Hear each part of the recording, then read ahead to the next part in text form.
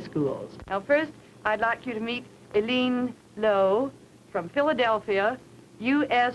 of A., Union of South Africa, as Eileen is fond of pointing out to us.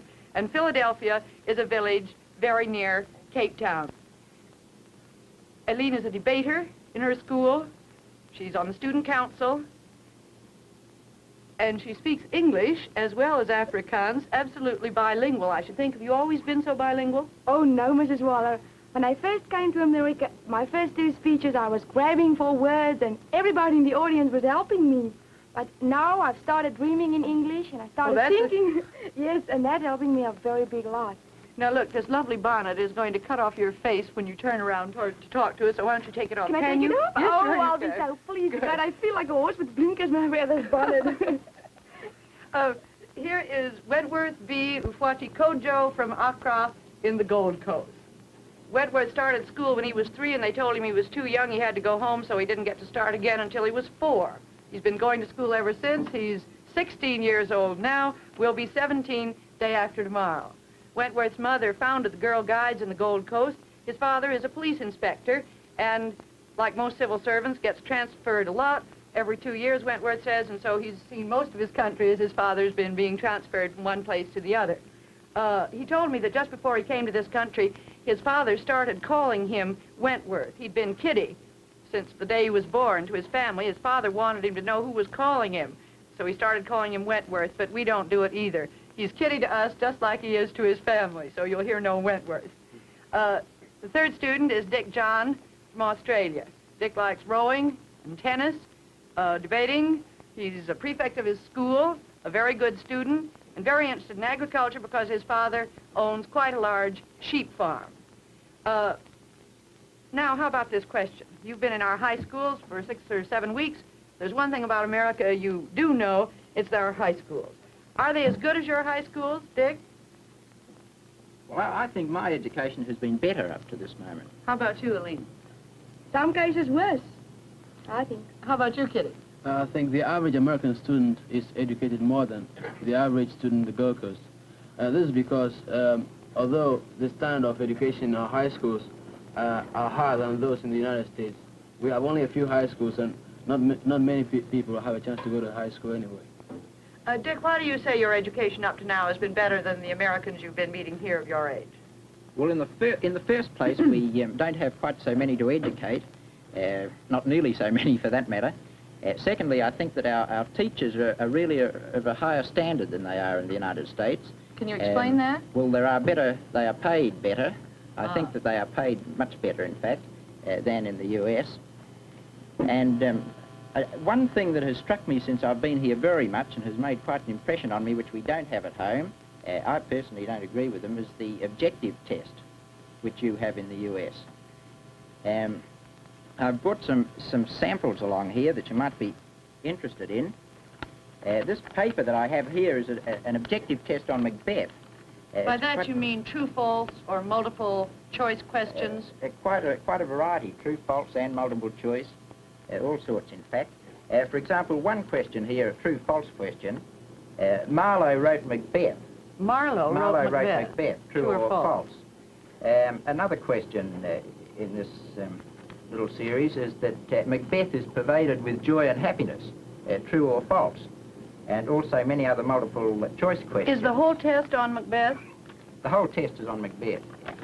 116 questions. Well, now, what's wrong with this? How does it compare, in other words, with... Have you ever had a test question on a Shakespearean play? Yes, we have problem or essay type questions, and whereas you have 116 questions there to answer in, say, the period that you do English, 40 minutes or so? About 40 minutes or so, we have one question to answer. In 40 minutes?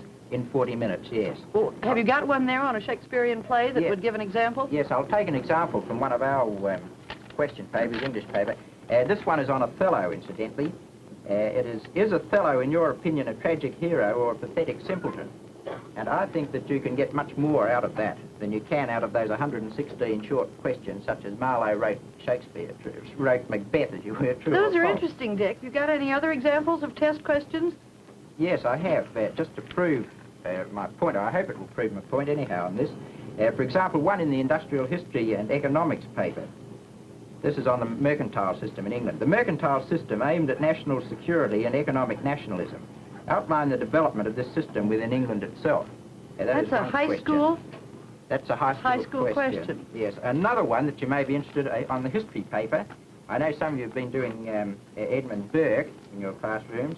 Explain the argument in Edmund Burke's reflections on the revolution in France. Can you reconcile his attitude on this matter with his views on other contentious questions of his day? Do you have questions like that too, The Aline? same, Mrs. Waller. Our questions are all the essay-type questions, not those that you have done there. Well, as a matter of fact, may I explain to you why I said our education is worse in Yes, South I Africa? wish you would. Well, it's a little bit different in South Africa. When you speak of book knowledge, our education is exactly alike as in America. When you speak of things that are important in life, for instance, your behavior towards your superiors, you get that in South Africa to a bigger extent than in America. And debating, we don't have very many discussions in school classes, but we have debating societies. And every fortnight or once or 3 weeks, we have inter-debates with other schools. So in other words, yes, we get the debating too. But the reason why I said our education in one instance is worse is because in America they have more current events. Politics in South Africa is not allowed in schools. With the result, they cut out current events too, Let which Kitty I get think into is this. wrong. Well, I think Dick and Eileen are both talking about the public schools. I've been in one private school, and the students, I think, have the same type of questions you have over here. Well, personally, I have about the same type of questions in the Gold Coast. You mean you have essay type we or... have essay type, and that's because all the schools are private schools. We don't have any public schools in the Gold Coast. But some of the private schools in the United States have the same type of questions. Well, Dick, you've been in private schools. You have too, Aileen. What do you think about the private schools in America compared to the public schools? Well, I think that the private schools are a very good institution in America, which is against what many people over here think. But I will say that I don't think the standard in them is really very much higher than the public schools. I don't think it is Well, at all. Mrs. Waller, if I was an American and if I live in America, I wouldn't even think of sending my girl to a public school if I can afford a private school. Really? Well, Wait a minute, let Kitty get it. well, I don't think you'll feel that way if you were from the Gold Coast. Right now in the Gold Coast, we don't have any public schools. All the schools we have, they are private schools. And it costs a lot to be able to go to school. We have only a few government scholarships. And most of the students have to pay just about $200 a year in the high schools. And I think if we had public schools in the Gold Coast, nobody will ever think of sending his child to a private school instead of a public school. Because after all, I don't think the difference between the students in the private schools and in the public schools in the United States is much. Well, Kitty, if you are a Gold Coaster, but remember, I said if I was an American. Well, now explain further why you would send a child to a private school in America instead of a public school. On account of the fact that the behavior or the attitude from a student in the public school and a student in the private school towards these teachers who are his superiors are so much different. Do you think the standard of education is any different in the private No. schools and public schools? No, You get private schools having a very high standard, you get them having a low standard. You get public schools on account of the fact that your schools are state-controlled and not government-controlled. You get your public schools with your lower education standard and your public schools with your higher education Well, Eileen, I don't think so. I've been in the public school, two public schools and one private school. And in the private school, it's very interesting. The students call their teachers by the first name. And one of the teachers is called Mike, and they always call him Mike. Whilst in the public schools, they usually call the teachers by their surnames, although they are very... It all proves the great diversity that there is in America. What were you going to say, Dick? I was going to say that if I was in the United States, I wouldn't send my children to the private schools. For one reason, the fact that they all seem to stick themselves right out in the country, right away from everybody. They're not in the cities, they're in the country, they become a little community within themselves. Exclusive? It's a little too exclusive in some respects, I think. Within the isn't school, that true in Australia? Well, no, it's not true in Australia. Most of our private schools there are situated in the cities. They take day boys. And most of the schools, in fact, have, or many of them, have more day boys than boarders. And this tends to make them rather outgoing in their community life, with active parents and citizens associations, parents-teachers associations, but the boarding life of the school forms actually the core of the private school. I'm sorry to contradict you, Dick. I have been in a public school in Westfield, and it hasn't even had a boarding school, and it's in the middle, in the center of Westfield. And that pupils in that school, they contributed to the rest of the community as well as any other public school in that community. Well, again, more diversity in America, Yeah. but let's come back to this point. You both seem to agree, and Kitty too, that the standards in your high schools for book learning are higher than they are in American high schools. Now, why? Well, you see, in the Gold Coast, we have a different education policy. It's impossible in the Gold Coast to have something like public schools because we haven't got enough money. You can't say you want to give everybody free education. Therefore, the few people who are able to go to high school and who we can afford to give education to high school, we try to cram as much information as we can into them. See what I mean? I see. Yes, wait, go ahead. I think that one of the reasons we have higher standards over there in academic work is the fact that the schools are state-controlled.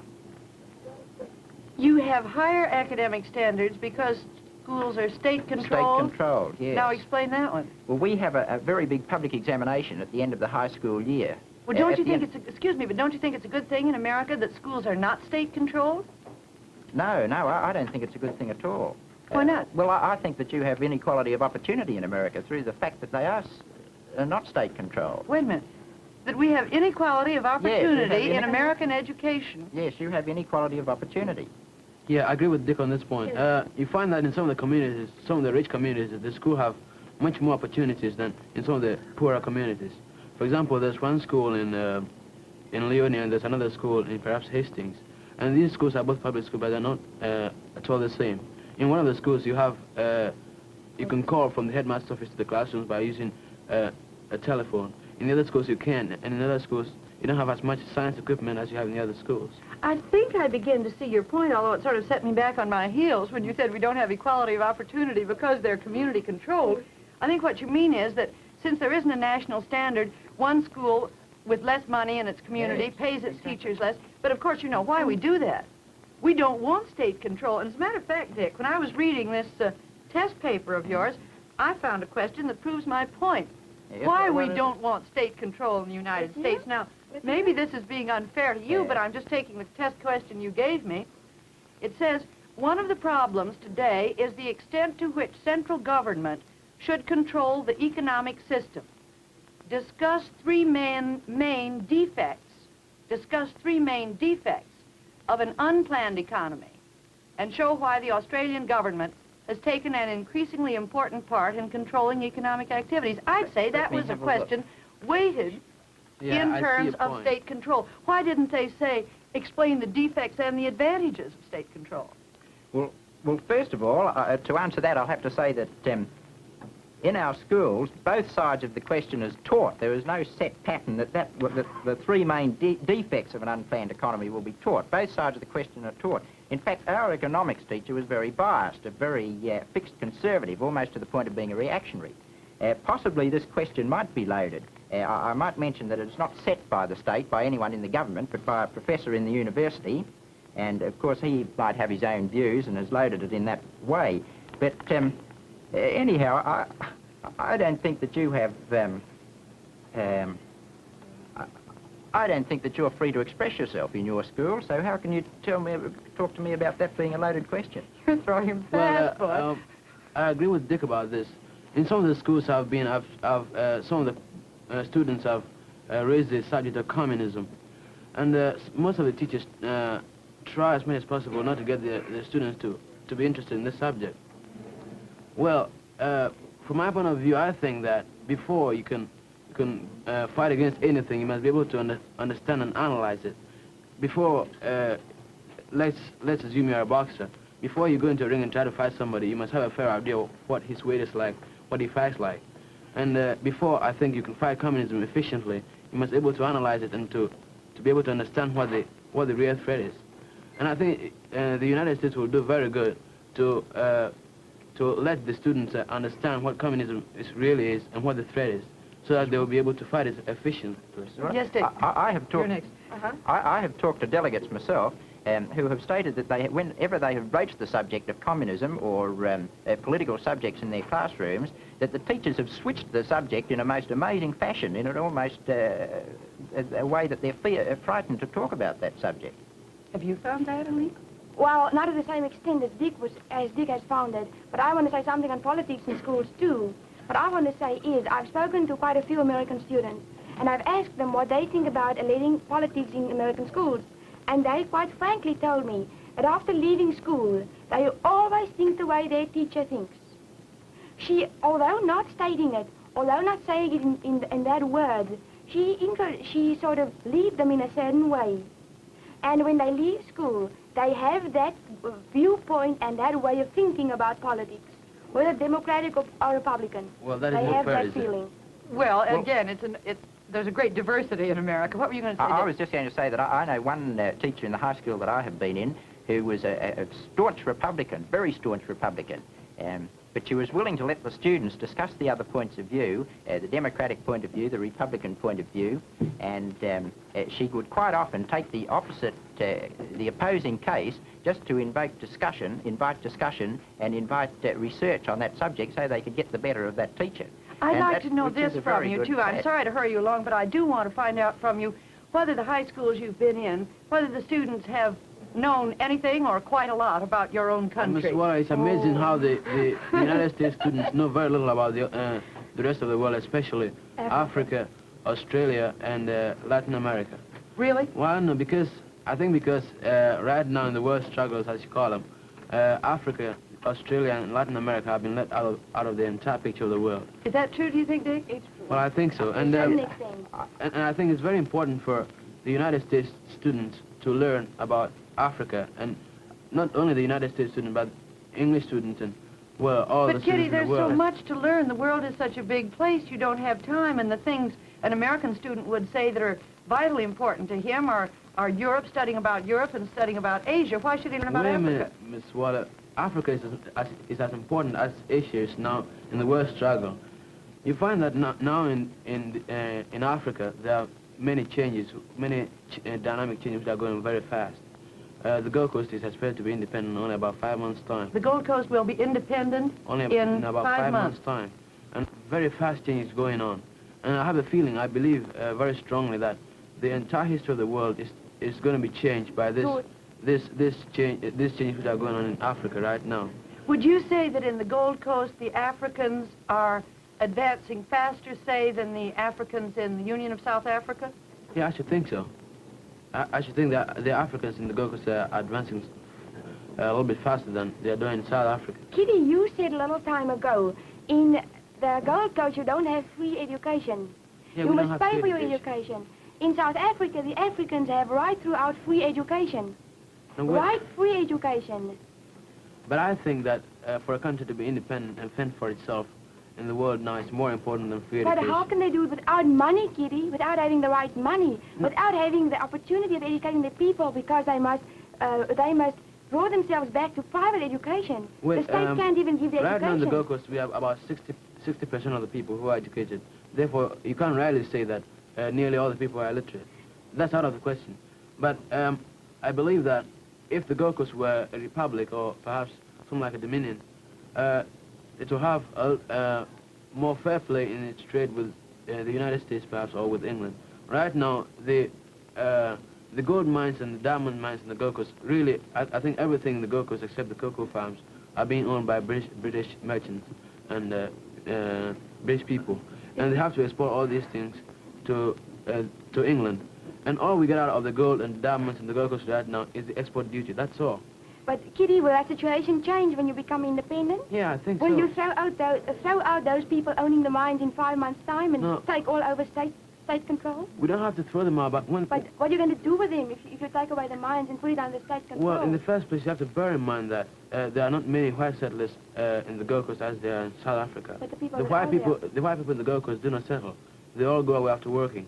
And if the Gold Coast government is controlled by the Africans, we can allow the white men to own the mines on our own conditions.